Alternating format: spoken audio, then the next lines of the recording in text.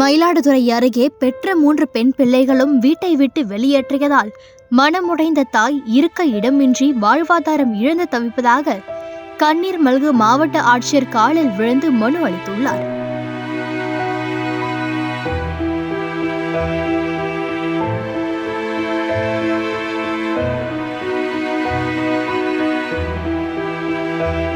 மயிலாடுதுறை மாவட்டம் மாப்படகை மெயின் ரோட்டில் வசித்து வருபவர்தான் மாரிமுத்துவின் மனைவி 50 வயதான மாலதி.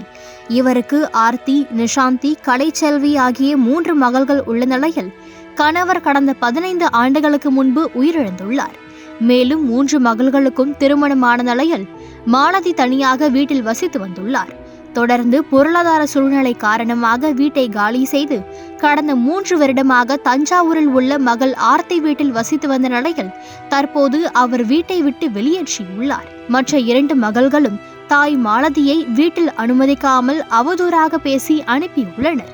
இதனால் தங்க இடமின்றி மனமுடைந்த பெண்மணி மாலதி இன்று மாவட்ட ஆட்சியர் அலுவலகத்தில் ஆட்சியர் மகாபாரதியின் காலில் விழுந்து தனக்கு இடம் வழங்க கோரி கண்ணீர் மல்க வேண்டுகோள் விடுத்தார்.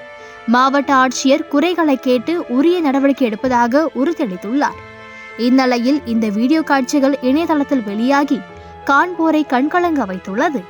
புருஷன் குடிச்சிட்டு எனக்கு சந்தையில விட்டுட்டு போயிட்டான்.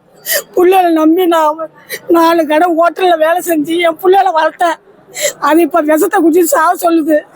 3 பொண்ணுமே மருந்து குடிச்சு சாவையா, உனக்கு இருக்க இடம் இல்லையா போ அப்படின்னு சொல்லி தெரிஞ்சு மருமகளும் தெரிஞ்சு விடுறாங்க.